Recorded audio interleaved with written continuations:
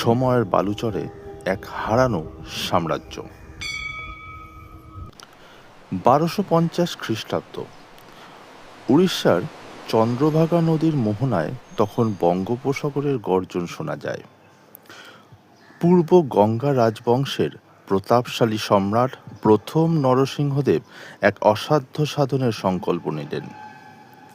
মুসলিম আক্রমণকারীদের পরাজিত করে নিজের বিজয়কে অমর করতে তিনি নির্মাণ করতে চাইলেন এমন এক মন্দির যা স্বয়ং সূর্যদেবের রথ হয়ে মর্তে নেমে আসবে। 12 বছর ধরে 1200 শ্রেষ্ঠ শিল্পী দিনরাত এক করে খোদাই করলেন পাথর।